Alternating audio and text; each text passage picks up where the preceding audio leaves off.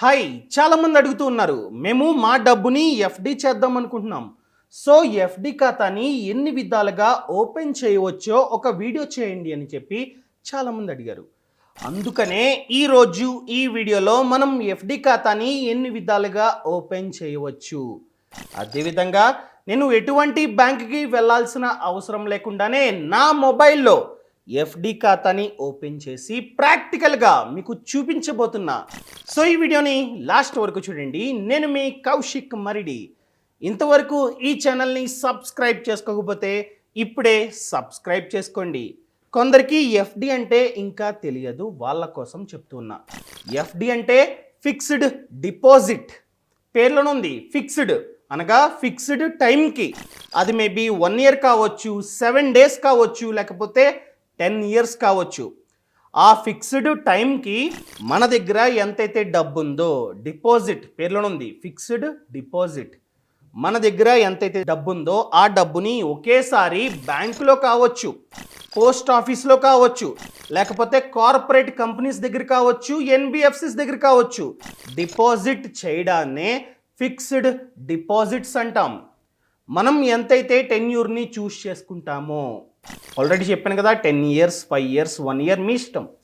ఆ టెన్యూర్ తర్వాత అసలు ప్లస్ వడ్డీ మనకిస్తారనమాట. ఈ విధంగా వర్క్ అవుతుంది. ఫర్ ఎగ్జాంపుల్ ఎస్బీఐ ఉంది. డైరెక్ట్గా వెళ్ళి ఖాతాని ఓపెన్ చేసి మీ దగ్గర ఉన్నటువంటి డబ్బుని ఒకేసారి వాళ్ళకి ఇవ్వాలి. మంత్లీ ఇస్తానంటే కుదరదు, ఒకేసారి ఇవ్వాలి. వాళ్ళు అకౌంట్ ఓపెన్ చేస్తారు. టెన్యూర్ తర్వాత అసలు ప్లస్ వడ్డీ మనకిస్తారు. ఈ ఎఫ్డి 2 రకాలు, ఒకటి క్యుములేటివ్, ఇంకొకటి నాన్ క్యుములేటివ్. క్యుములేటివ్ అంటే అసలు ప్లస్ వడ్డీ అంతా కలిపి టెన్యూర్ తర్వాత మాత్రం ఇస్తారు. నాన్ క్యుములేటివ్ అంటే అసలు టెన్యూర్ తర్వాత ఇస్తారు, కానీ వడ్డీ మనకి కావాలంటే ప్రతి నెల, లేకపోతే ప్రతి క్వార్టర్, లేకపోతే ప్రతి సంవత్సరం మన బ్యాంక్ అకౌంట్లో వేస్తూ ఉంటారనమాట. కొందరికి నేను నా డబ్బుని పెట్టుబడి పెడతానండి, కాకపోతే వడ్డీ ప్రతి నెల నా బ్యాంక్ అకౌంట్లో పడుతూ ఉండాలి అంటారు. అలాంటి వాళ్ళు నాన్ క్యుములేటివ్ని చూస్ చేసుకోండి. మంత్లీ పెట్టుకున్నట్లయితే ప్రతి నెల వడ్డీ మీ బ్యాంక్ అకౌంట్లో పడుతూ ఉంటుందన్నమాట. సో ఈ రకంగా కూడా ఆప్షన్స్ ఉన్నాయి. అండ్ మనం కనుక పోస్ట్ ఆఫీస్కి వెళ్ళి ఈ ఖాతాని ఓపెన్ చేసినట్లయితే మన డబ్బు 100% సేఫ్. అదేవిధంగా బ్యాంకుల్లో కూడా సేఫే, కాకపోతే మనం ఎలాంటి బ్యాంకులో మన డబ్బుని పెడుతున్నామో దాని మీద ఆధారపడి ఉంటుంది. వడ్డీ చూసుకున్నట్లయితే బ్యాంకుల్లో 3 to 7% డిపెండ్స్ అపాన్ టెన్యూర్. 7 డేస్కి 3% ఆ విధంగానే ఉంటుంది. అదే 10 ఇయర్స్కి చూసుకున్నట్లయితే 7% ఆ విధంగా ఉంటుంది, డిపెండ్స్ అపాన్ బ్యాంక్స్. అదేవిధంగా పోస్ట్ ఆఫీస్లో చూసుకున్నట్లయితే 1 ఇయర్, 2 ఇయర్, 3 ఇయర్స్కి వడ్డీ 5.5%. అదే 5 ఇయర్స్కి వడ్డీ 6.7%. ఈ విధంగా ఉందన్నమాట. మనం కనుక మన డబ్బుని ఎఫ్డి చేయాలి అనుకున్నట్లయితే బ్యాంక్స్ ఆర్ పోస్ట్ ఆఫీస్ నచ్చిన చోటకెళ్ళి మీ యొక్క పత్రాలు, అనగా ఆధార్ కార్డు, పాన్ కార్డు, అదేవిధంగా అడ్రస్ ప్రూఫ్ ఇవన్నీ ఇచ్చి మన డబ్బుని వాళ్ళకి ఇచ్చినట్లయితే మన ఖాతాని ఓపెన్ చేసి మన డబ్బుని సేఫ్గా పెట్టుకుంటారు. టెన్యూర్ తర్వాత ఇస్తారనమాట. మనం వెళ్ళగానే ఒక అప్లికేషన్ ఫామ్ ఇస్తారు. ఆ అప్లికేషన్ ఫామ్ ఏ విధంగా ఉంటుందంటే, ఇప్పుడు చూడండి, నేను ఎఫ్డి అప్లికేషన్ ఫామ్ అని చెప్పి గూగుల్లో టైప్ చేశా. సో టైప్ చేయగానే చాలా బ్యాంక్స్ ఓపెన్ అవుతాయి అనమాట. నేను చూసుకున్నట్లయితే ఐడిఎఫ్సి ఫస్ట్ బ్యాంక్ని ఓపెన్ చేస్తున్నా. ఇలా ఉంటుందన్నమాట అప్లికేషన్ ఫామ్. చూడండి, ఈ రకంగా ఉంటుంది, క్లియర్గా ఉంటుంది. మనం కావాలంటే దీనినే డౌన్లోడ్ చేసుకొని ఫిలప్ చేసుకొని బ్యాంక్ వెళ్ళొచ్చు, లేకపోతే బ్యాంక్ వెళ్ళినా కూడా ఈ అప్లికేషన్ ఫామ్ని ఇస్తారు. ముందుగా కస్టమర్ ఐడి అంటే మీరు ఆల్రెడీ ఆ బ్యాంక్ యొక్క కస్టమర్, అంటే మీకు ఆల్రెడీ సేవింగ్స్ అకౌంట్ ఉందనుకోండి, కస్టమర్ ఐడి ఉంటుంది కదా, ఆ ఐడిని ఇక్కడ ఎంటర్ చేయాలన్నమాట. కొందరు అడగొచ్చు, అదేంటండి మేము ఆ బ్యాంక్ కస్టమర్ కాదు, అయినా కూడా ఓపెన్ చేసుకోవచ్చా, లేకపోతే ఖచ్చితంగా నాకు ఆ బ్యాంక్లో సేవింగ్స్ అకౌంట్ ఉండాలని అడుగుతారు. అవసరం లేదు, ఏ బ్యాంక్ వెళ్ళైనా ఓపెన్ చేయొచ్చు. మనకి సేవింగ్స్ అకౌంట్ ఉండాల్సిన అవసరమే లేదు. ఉంటే బెటర్, ఉన్నట్లయితే ఈ రకంగా కస్టమర్ ఐడిని ఎంటర్ చేయాలి. అర్థమైంది కదా, ఖచ్చితంగా సేవింగ్స్ అకౌంట్ ఉండాల్సిన అవసరం లేదు. అందుకని చెప్పే ఏ బ్యాంకులో అయితే వడ్డీ ఎక్కువ ఉందో ఆ బ్యాంక్నే సెలెక్ట్ చేసుకోండి. చూడండి, కస్టమర్ ఐడి, ఆ తర్వాత బ్రాంచ్ నేమ్, ఏ బ్రాంచ్ అయితే ఆ బ్రాంచ్, అదేవిధంగా డేట్ని ఎంటర్ చేయాలి. అండ్ కస్టమర్ నేమ్, మీ పేరు. కిందకు వచ్చినట్లయితే చూడండి, అమౌంట్ ఎంత డబ్బుని పెట్టుబడి పెడదాం అనుకుంటున్నారు? 2 లక్షలు అయితే 2 లక్షలు, 10 లక్షలు అయితే 10 లక్షలు ఇక్కడ ఎంటర్ చేయాలి. అదేవిధంగా amount in words. Mode of payment, మీ దగ్గర ఉన్న డబ్బుని ఏ రకంగా పే చేద్దాం అనుకుంటున్నారు? ఆల్రెడీ ఖాతాలో ఉన్నట్లయితే మీరు ఆర్టీజీఎస్ ఆర్ నెఫ్ట్ని ఉపయోగించవచ్చు, లేకపోతే చెక్ ఇవ్వచ్చు, లేకపోతే డైరెక్ట్గా క్యాష్నే వాళ్ళకి ఇవ్వచ్చు అనమాట. అండ్ టెన్యూర్ చూడండి, ఇక్కడ టెన్యూర్ ఎంత కాలం పాటు పెట్టుబడి పెడదాం అనుకుంటున్నారు? 10 సంవత్సరాలు అయితే 10 సంవత్సరాలు, లేకపోతే ఎన్ని మంత్స్ అయితే అన్ని మంత్స్ ఇక్కడ ఎంటర్ చేయాలి. అదేవిధంగా వడ్డీ వాళ్ళు ఎంత ఆఫర్ చేస్తున్నారో వాళ్ళే చెప్తారు, ఇక్కడ ఎంటర్ చేయండి, లేకపోతే వాళ్ళే ఎంటర్ చేస్తారనమాట. అదేవిధంగా ఇక్కడ చూడండి ఇంట్రెస్ట్ పేమెంట్, ఎప్పుడెప్పుడు వడ్డీ మీకు కావాలి? మంత్లీ కావాలా, క్వార్టర్లీ కావాలా, లేకపోతే మెచ్యూరిటీ తర్వాత కావాలా? ఇక్కడ టిక్ పెట్టండి, సింపుల్. మంత్లీ కావాలంటే మంత్లీ టిక్ పెట్టండి. మంత్లీ మీ బ్యాంక్ అకౌంట్లో వడ్డీ అన్నది పడుతూ ఉంటుంది. అదేవిధంగా ఆన్ మెచ్యూరిటీని ఆఫ్ చేసుకున్నట్లయితే మెచ్యూరిటీ తర్వాత అసలు ప్లస్ వడ్డీ మీకు ఇస్తారనమాట.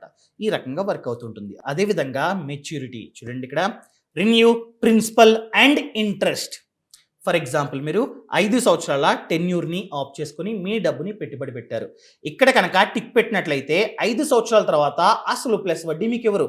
మళ్ళీ అసలు ప్లస్ వడ్డీ అంతా కలిపి పెట్టుబడి అయిపోతుంది అనమాట. మళ్ళీ ఇన్వెస్ట్ అయిపోతుంది ఇంకొక 5 సంవత్సరాలకి. ఎప్పుడు ఇక్కడ టిక్ పెట్టినట్లయితే ₹1 కూడా మీకు రాదు. మీ డబ్బు ప్లస్ వడ్డీ అంతా కలిపి మళ్ళీ ఇన్వెస్ట్ అయిపోతుంది. And next one renew principal and pay out interest. అంటే ఎంతైతే అసలు ఉందో ఆ అసలుని మళ్ళీ పెట్టుబడి పెట్టే, ఆ టెన్యూర్లో ఎంతైతే వడ్డీ జనరేట్ అయిందో ఆ వడ్డీ నాకివ్వు అని చెప్పినట్లు ఇక్కడ టిక్ పెట్టినట్లయితే.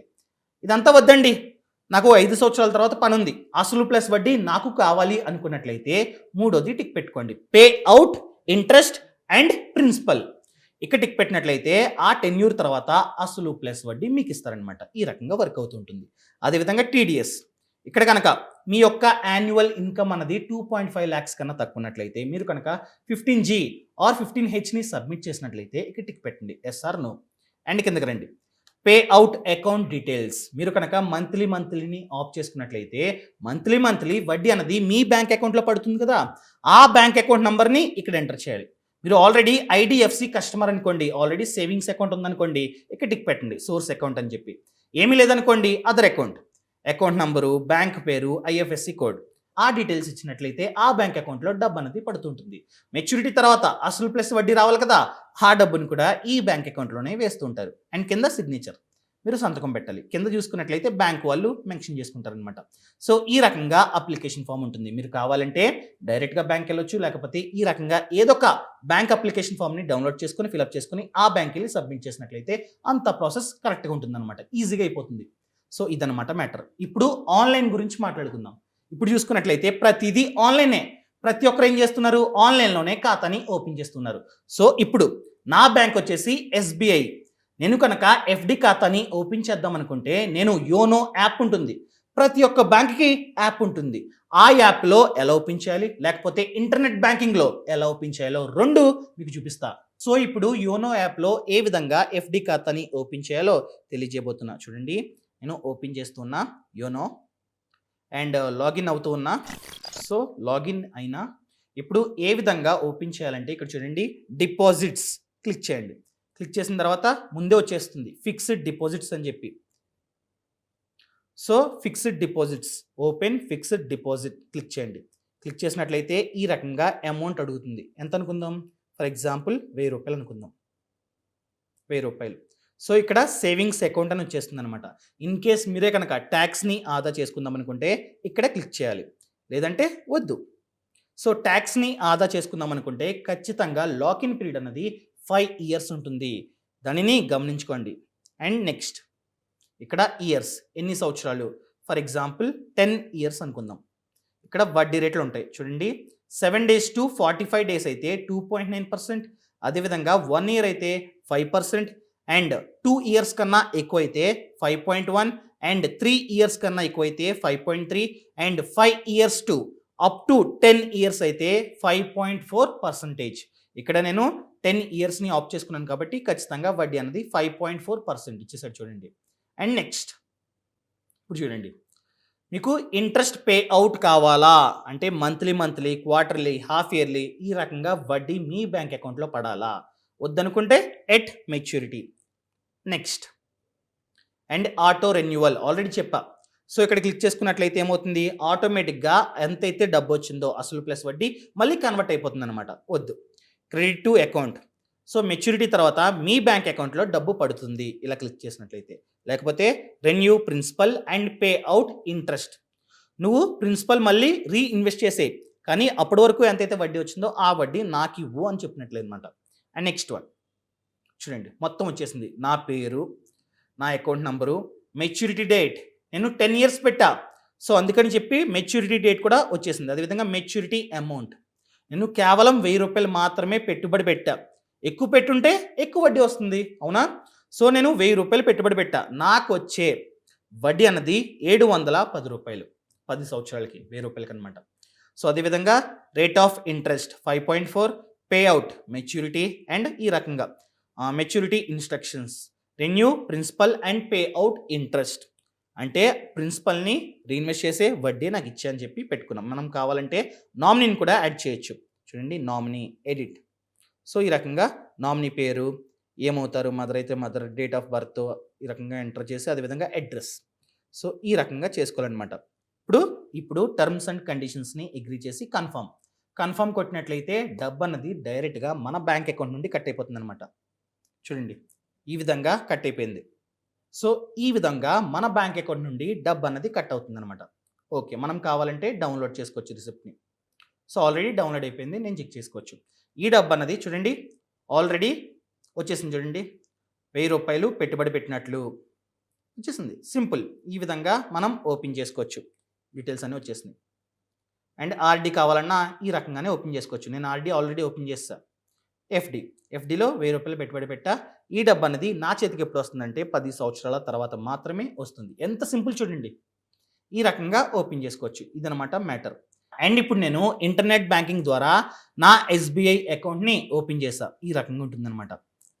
సో ఇక్కడ చూడండి, ఫిక్స్డ్ డిపాజిట్ అని ఉందా, అండ్ ఈ ఫిక్స్డ్ డిపాజిట్ ఆప్షన్ మీద క్లిక్ చేసినట్లయితే ఈ రకంగా ఓపెన్ అవుతుంది. చూడండి, ఫిక్స్డ్ డిపాజిట్ ఈటీడీఆర్, ఈఎస్టీడీఆర్, ఇది general fixed deposit account. And కింద under income tax saving scheme, అంటే ట్యాక్స్ సేవింగ్ ఎఫ్డి అనమాట. అండ్ ఇంకొకటి multiple option deposit, flexi fixed deposit. దీనిని మల్టీ ఆప్షన్ డిపాజిట్ అంటాం, లేకపోతే ఫ్లెక్సీ ఫిక్స్డ్ డిపాజిట్ అంటాం. ఆల్రెడీ చెప్పాను కదా, సేవింగ్స్ అకౌంట్ మన ఎఫ్డి అకౌంట్ లింక్ అయి ఉంటుందని, అదనమాట. అండ్ లాస్ట్ వన్ చూడండి, under income tax saving scheme, only for NRO customers. అంటే ఎవరైతే ఎన్ఆర్ఐస్ ఉంటారో వాళ్ళు కనుక ట్యాక్స్ని ఆదా చేసుకుందాం అనుకుంటే ఈ ఆప్షన్ని క్లిక్ చేయండి. మనకి ఇదంతా వద్దు, జనరల్ ఫిక్స్డ్ డిపాజిటే కావాలి. సో ఫస్ట్ వన్ క్లిక్ చేసాం. క్లిక్ చేసి ప్రొసీడ్. చూడండి, అమౌంట్ని ఎంటర్ చేయాలి. 10 లక్షలు అయితే 10 లక్షలు, లేకపోతే 5 లక్షలు అయితే 5 లక్షలని ఎంటర్ చేయాలి. అదేవిధంగా మీ ఏజ్ అన్నది 60 సంవత్సరాల కన్నా ఎక్కువ ఉన్నట్లయితే ఇక్కడ క్లిక్ చేయండి. అండ్ క్యుములేటివా, నాన్ క్యుములేటివా. క్యుములేటివ్ అంటే మెచ్యూరిటీ తర్వాత డబ్బు ఇస్తారు. నాన్ క్యుములేటివ్ అంటే మంత్లీ, క్వార్టర్లీ, హాఫ్ ఇయర్లీ, మనకు నచ్చింది ఆప్ చేసుకోవచ్చు. సో నాకు వడ్డీ అన్నది మెచ్యూరిటీ తర్వాతే కావాలి, అందుకని చెప్పి క్యుములేటివ్ని ఆప్ చేసుకున్న వెంటనే టెన్యూర్, 1 year అయితే 1 year, 10 years అయితే 10 years. నేను 1 yearని ఆప్ చేసుకుంటూ ఉన్నా. అయిపోయింది. నెక్స్ట్, మెచ్యూరిటీ తర్వాత ఆటోమేటిక్గా ఇన్వెస్ట్ అయిపోవాలా, లేకపోతే మనకి డబ్బు కావాలా? ఆల్రెడీ చెప్పాను కదా, ఏదో ఒకటి సెలెక్ట్ చేసుకొని ఇక్కడ టర్మ్స్ అండ్ కండిషన్స్ని యాక్సెప్ట్ చేసి సబ్మిట్. సో సబ్మిట్ని కొట్టగానే ఈ రకంగా వస్తుందన్నమాట. మొత్తం ఇన్ఫర్మేషన్ అంతా వచ్చేస్తుంది. సో చూడండి, నా పేరు, ఊరు, అదేవిధంగా అమౌంట్, వడ్డీ, సో మెచ్యూరిటీ తర్వాత ఎంత డబ్బు వస్తుంది మొత్తం వచ్చేసింది. ఈ రకంగా మనం ఆన్లైన్లో ఓపెన్ చేసుకోవచ్చు. సో ఈ విధంగా మన డబ్బుని ఫోన్ ద్వారానే ఎఫ్డిలో డిపాజిట్ చేసుకోవచ్చు అన్నమాట. ఇదన్నమాట మ్యాటర్. మీరే కనుక ఎఫ్డి గురించి మరింత ఇన్ఫర్మేషన్ డీటెయిల్డ్గా తెలుసుకోవాలి అనుకున్నట్లయితే మా యాప్ ఉంది. యాప్లో 400 కన్నా ఎక్కువే కోర్సులు ఉన్నాయి. ఆ కోర్సుల్లో ఎఫ్డి కోర్స్ ఒకటి. ఈ కోర్సులో అసలు ఎఫ్డి ఎన్ని రకాలు, ఎవరు మాత్రమే అర్హులు, ఎటువంటి డాక్యుమెంట్స్ మనం బ్యాంకుల్లో ఇవ్వాలి, దానితో పాటు ఏ బ్యాంకుల్లో తక్కువ వడ్డీ ఉంది, అండ్ ఎంత డబ్బుని డిపాజిట్ చేస్తే ఎంత వడ్డీ వస్తుంది, అసలు ఎఫ్డి చేసే ముందు ఎలాంటి విషయాలు మనకి తెలిసి ఉండాలి. ఈ విధంగా A to Z ఇన్ఫర్మేషన్ యాప్లో ఉంది. సో యాప్ లింక్ అన్నది కింద డిస్క్రిప్షన్లో ఉంది. ఇప్పుడే ఫైనాన్షియల్ ఫ్రీడమ్ యాప్ని డౌన్లోడ్ చేసుకోండి. Thank you so much. Thanks for watching. Jai Hind.